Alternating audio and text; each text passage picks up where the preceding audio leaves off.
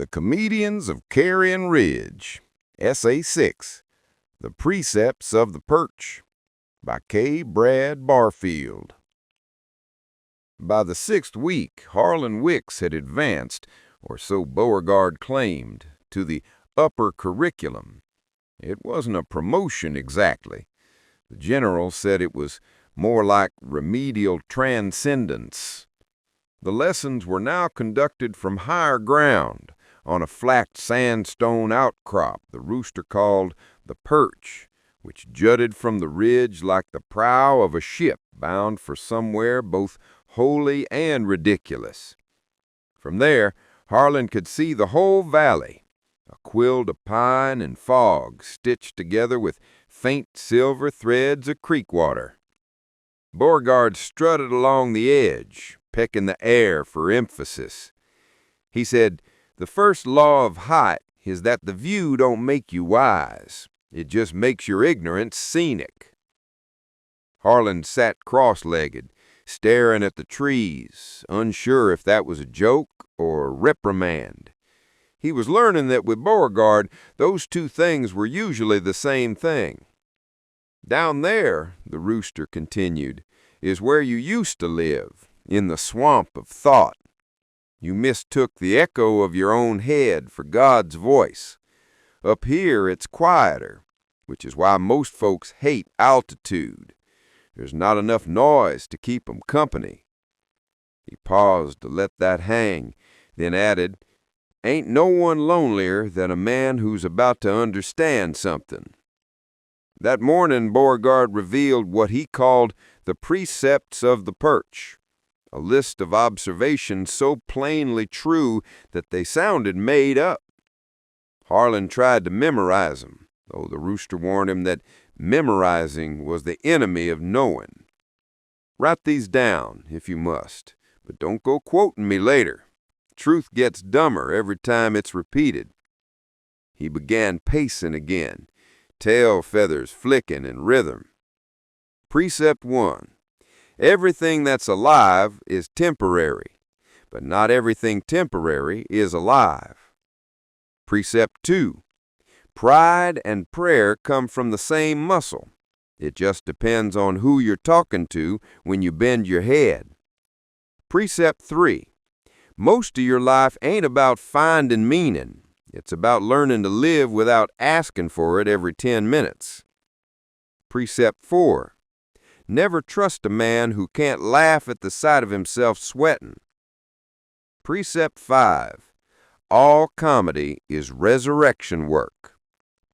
"That's the one you'll forget," Beauregard said, pointing a claw, "and that's the one that'll save you later." Harlan wrote it all down anyway, careful block letters, like a schoolboy trying to pass an invisible test. The act of writing felt like worship. The words made more sense on paper than they did in the air.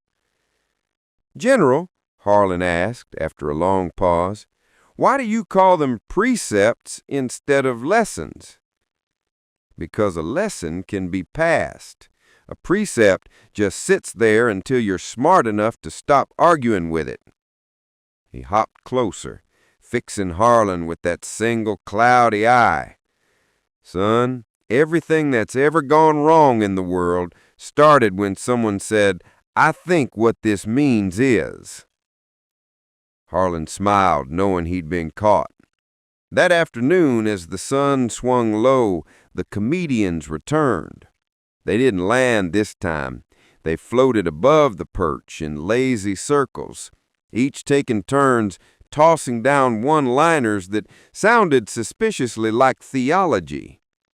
Carlin's voice echoed first. "You ever notice how God doesn't have a publicist? Because he doesn't need one. Creation speaks for itself, bad reviews and all." Then Pryor again. "Man's the only animal that builds a cage just to see if he can pick the lock." Fox chimed in, laughter like gravel. "If heaven's got a dress code, half y'all ain't getting in." The sky filled with their rhythm, the slow comedy of mortality, equal parts cruel and kind. Harlan laughed until he cried, not because the jokes were funny, but because they were true enough to hurt.